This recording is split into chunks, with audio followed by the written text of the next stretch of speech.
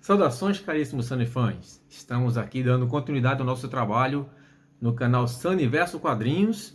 Começamos o canal essa semana e já tivemos um bom engajamento aí, já tivemos uma boa participação. Gostaria muito de agradecer a todos que estão divulgando, que estão participando, que estão vindo, comentando.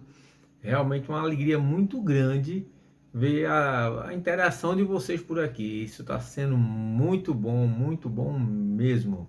Muito obrigado pela participação de vocês. E hoje nós começamos com um quadro novo. Nós começamos essa semana com um assunto bem polêmico que já rendeu aí algumas discussões, já rendeu algumas opiniões contundentes. Então nós estamos com este quadro de mostrar nosso método de trabalho na criação de histórias em quadrinhos, e hoje nós estaremos dando abertura a um quadro que é o nome de um blog que eu comecei muito tempo atrás e que não teve muita continuidade. Quando eu fui começar a fazer blog, já era a época em que os blogs estavam findando, vamos dizer assim. E então a gente está trazendo de volta essa ideia com o quadro Colexandro, que são os itens da minha coleção de quadrinhos, revistas que eu tenho, e nós vamos falar exclusivamente aqui de revistas de quadrinhos nacionais. Porque, como já diz o meu amigo Lodi Lobo, lá do canal Grandes Heróis BR, os quadrinhos estrangeiros já têm divulgação bastante, eles não precisam que nós os divulguemos mais, porque eles praticamente já se divulgam sozinhos. É o nosso trabalho, o trabalho dos nossos compatriotas, que precisa ser divulgado para que as pessoas conheçam trabalhos de excelente qualidade que nós temos produzidos aqui por artistas brasileiros fantásticos, do passado e da atualidade, e também, claro, estamos na formação daqueles que serão os artistas do futuro. Então, o Colexandro está chegando para mostrar para vocês algumas revistas, alguns trabalhos de artistas nacionais de excelentíssima qualidade, trabalhos primorosos que não devem nada ao quadrinho estrangeiro. Pelo contrário, muitas vezes acabam sendo ainda melhores que os quadrinhos estrangeiros. Então, vamos a ele. Nós vamos começar hoje com o primeiro quadrinho. É o quadrinho mais antigo da minha coleção e eu tenho muito orgulho de ter essa revista na minha coleção, porque ela é de uma importância para mim muito grande e ela tem uma importância histórica muito grande também nos quadrinhos nacionais. E eu estou falando de Almanaque do Drácula número 4 da editora Taika. É uma editora que não existe mais hoje. Essa revista, vocês podem ver o estado dela, que não está lá muito bem conservada, mas eu garanto a vocês que eu já peguei ela assim, tá? Desse mesmo jeitinho. E eu tenho cuidado então para que ela não se deteriore ainda mais. É uma revista que foi publicada por volta dos anos 70. Eu não consigo precisar direito qual ano exato dos anos 70 ela foi publicada. Mas eu sei que o Almanaque Drácula número 4, segunda série, é de 1973. Então este aqui, como é da primeira série, deve ser de alguns anos antes, aí 71, 70, no máximo 72. E é uma revista fantástica do ponto de vista histórico e do ponto de vista qualitativo também, porque isso é um trabalho tão primoroso, tão bem feito, que a pessoa que teve essa revista antes de mim, ela escreveu na capa aqui o seguinte: desaconselhado para pessoas nervosas e influenciáveis. E ela não estava brincando, porque é o tipo de revista que ainda hoje, se você ler, você sente um certo arrepio pela forma como a história é conduzida, né? É uma revista que foi escrita por Francisco de Assis. O roteirista Francisco de Assis escreveu essa história e ela foi desenhada pelo desenhista ítalo-brasileiro Nico Rosso. Quem é pesquisador de quadrinhos sabe bem de quem eu estou falando, e quem não conhece Nico Rosso deveria procurar conhecer, porque é um artista de uma qualidade impressionante. É um artista que ele tem um trabalho de claro escuro, né? Chama-se, na linguagem técnica, nós chamamos chiaro escuro, né? O preto no branco, o alto contraste. E o Nico Rosso, ele tem um trabalho fantástico com isso. Então, a arte dessa revista, da primeira à última página, é impressionante, extremamente impressionante. Mas o que me impressiona nessa revista é principalmente a história que é contada. Nós estamos geralmente acostumados a ver as histórias do Drácula sempre sendo contadas ou como é referido lá no livro do Bram Stoker, que é a história do Drácula que foi para a guerra, venceu lá os otomanos, né? Venceu os inimigos dele lá, e a esposa morreu e ele amaldiçoou a Deus, e por conta disso ele acabou virando vampiro. Essa é a história tradicional, e subsequentemente vem ali as histórias onde aparece o Jonathan Harker, a Mina Harker, a Lucy, o Van Helsing e por aí vai. Bom, essa história daqui, ela não tem simplesmente nada a ver com isso. Ela nos dá uma visão completamente diferente de tudo isso na origem do Drácula. Primeiro que ela vai buscar o Drácula ainda na juventude. Ele, quando bebê, já tinha mais ou menos ali alguma tendência de jogar crucifixo fora, e o pai batizou ele como Drácula, né? Foi um nome dado a ele pelo pai. E ele cresce um jovem esquisito, estranho, meio afastado, até que completa a maioridade e o pai o coloca para chefiar os seus exércitos na luta, lá no combate contra os inimigos. E vale ressaltar um ponto aqui, que nessa história Drácula tem uma irmã. E anotem o detalhe, porque essa irmã vai ser muito importante lá na frente, no futuro dessa história. Essa história deveria ser republicada em graphic novel, porque é uma história fantástica. A arte é soberba e a narrativa, o roteiro escrito é fantástico. Eu vou destrinchando para vocês aqui. Acho que eu vou botando algumas imagens aqui enquanto eu vou falando, para ilustrar a história. Mas acontece que o Drácula, quando se torna adulto, o demônio começa a visitá-lo e começa a fazer propostas a ele de imortalidade, de vida longa, de sucesso, de poder. E a irmã dele acaba, por um tempo, ela consegue fazer uma benzedura no quarto com um padre lá, e o diabo para de atormentar o jovem Drácula. Até que o jovem Drácula é mandado para a guerra, e lá nessa guerra o exército dele é quase todo dizimado. Mas antes disso ele começa a receber a visita do demônio de novo, e o demônio diz para ele: olha, eu não vou vir mais para você, eu só vou vir agora para você quando você me chamar, quando você precisar de mim. E o detalhe, né, nos dias de hoje talvez não fosse dessa maneira, mas na época o demônio ali, ele era desenhado com aqueles chifrinhos, um cavanhaque, aquela coisa bem caricata. E no entanto, a forma como o Nico Rosso desenha o demônio deixa você um pouco assustado. Você sente um certo medo desse desenho, porque é muito aterrorizante, é muito impactante. É preciso que realmente você conheça, você tenha em mãos a revista para poder entender o que eu estou falando. Talvez você só entenda se você tiver nas mãos a revista. Então, continuando, o Drácula é atormentado, volta a ser atormentado pelo demônio lá no acampamento da batalha.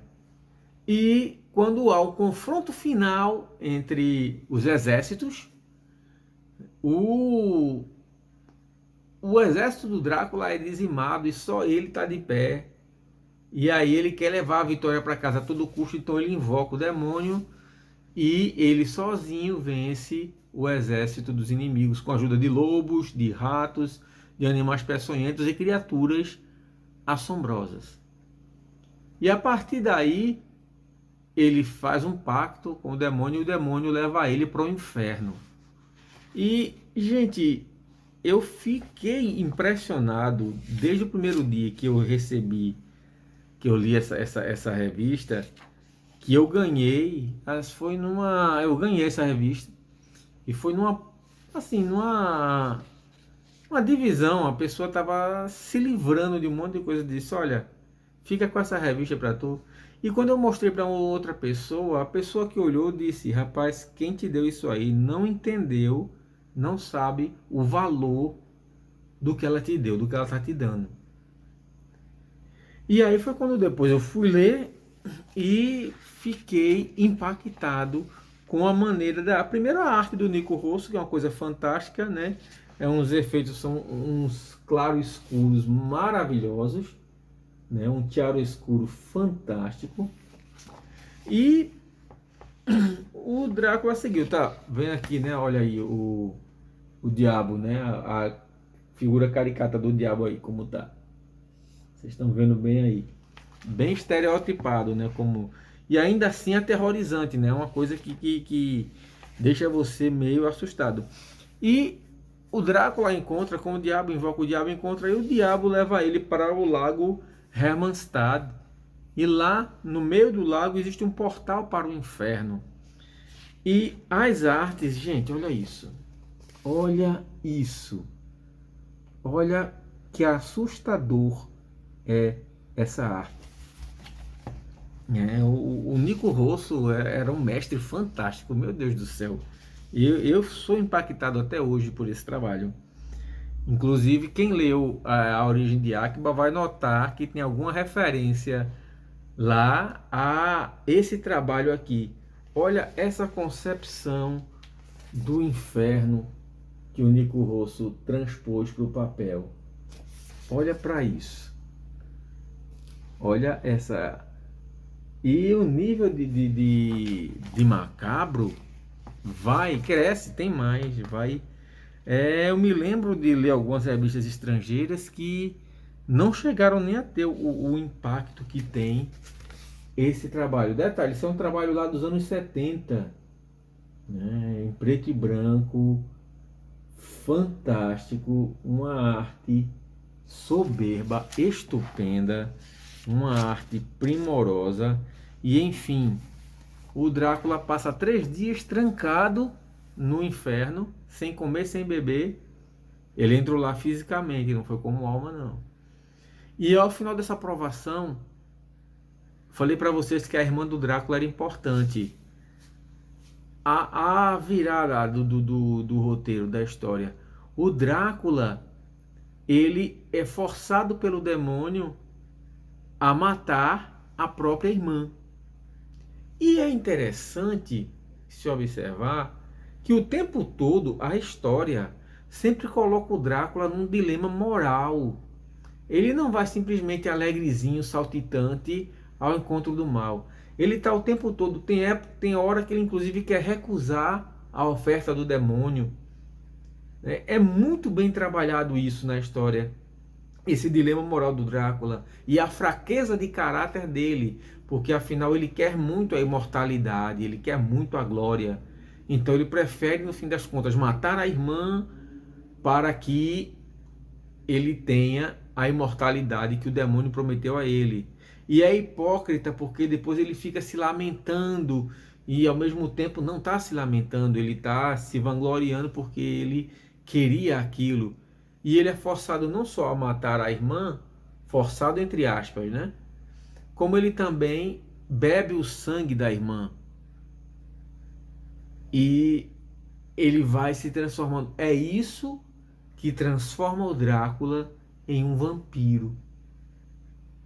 Então ele passa esse tempo ali no inferno e quando ele volta para casa, ele é recebido pela família, mas acaba sendo descoberto pela mãe, mata a própria mãe para se alimentar, é confrontado pelo pai, ele se transforma em morcego e o pai consegue acertá-lo e consegue neutralizá-lo, ele vira pó, vira cinzas. As cinzas são guardadas, o pai se suicida porque não aguentou ver tanta desgraça, saber que a filha foi morta, a esposa foi morta e o filho virou aquele monstro. Gente, é de uma riqueza tão grande esse texto, esse roteiro, essa arte, que a forma como o demônio humilha o Drácula, a forma como o Drácula se deixa humilhar, mesmo quando ele recebe depois a notícia de que a imortalidade não era aquilo que ele esperava, porque ele vai ser condenado a se ausentar do dia, só durante a noite, só consegue ser realmente forte durante um único dia do ano, e tem aquela vulnerabilidade ao sol, vulnerabilidade à cruz, vulnerabilidade ao alho, a questão de também não poder entrar na casa de alguém sem ser convidado. Ele começa a ver que não era exatamente o que ele pensava, mas ele não está nem aí mais porque ele queria mesmo isso. Ou seja, mostra o dilema humano, a fraqueza de caráter, até onde alguém pode ir para querer ser mais do que aquilo a que tem direito. E, como sempre, nunca deixo de ressaltar a arte primorosa do Nico Rosso, que dá um banho em muitas histórias estrangeiras, muito artista de lá de fora que não produziu uma coisa dessas aqui. Há uma arte soberba, eu não me canso de elogiar, vocês vão me ouvir falar muito nisso ainda. Eu não me canso de elogiar essa arte, que é um trabalho primoroso, sem o uso das técnicas que a gente tem hoje, né? Isso aqui era no peito e na raça, né? Olha só que a submissão do Drácula ao demônio, como é feito a transformação de um homem comum em um ser das trevas. E, enfim, olha isso, gente, olha essa arte, que coisa linda, que coisa fantástica, que coisa tão impactante. É de babar, é de cair o queixo, é de você ficar realmente... Nico Rosso era um mestre fantástico e, como eu digo, cada quadro aqui é maravilhoso. Então, como eu falei, depois de 70 anos que o Drácula estava cinzas, guardado numa urna lacrada, o castelo foi abandonado da família, né? Ficou tudo às cinzas. Um certo anão corcunda passou uma noite por lá com o intuito de revivê-lo, sacrifica uma moça e derrama o sangue sobre as cinzas. E aí o Drácula ressurge e mata o anão e bebe o sangue dele. Ou seja, ele fez tudo aquilo só para morrer. E no fim das contas, o Drácula já ameaça voltar a reinar supremo, a começar o seu reinado de terror por toda a região e quem sabe até ao mundo. Eu achei fantástica essa história porque eu nunca tinha visto uma história do Drácula contada desta maneira. Eu nunca tinha visto, pode ser que vocês já tenham visto outras propostas de origem para o Drácula. Não é a origem que está no livro do Bram Stoker, não é essa origem que é contada aí no cinema, dessa maneira como é feito, como é mostrado. É algo totalmente inusitado, totalmente diferente, com uma narrativa gráfica fantástica, com esse claro e escuro do Nico Rosso, e toda essa dosagem de drama, mistério, terror, sobrenatural. Uma história pungente, é de você, ela prende você.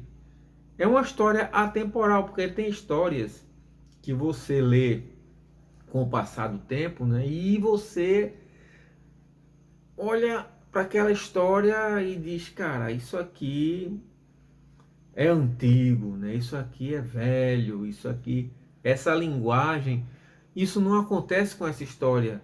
A despeito, claro, de ortografia e do modo como as orações são verbalizadas, a gente vê, claro, a questão da época na qual o quadrinho foi produzido. Mas a qualidade de todo o material faz com que você veja uma obra atual, que se fosse reeditada hoje, passaria por pouca coisa e iria muito mais nas correções de português, porque é uma história que prende você do início ao fim.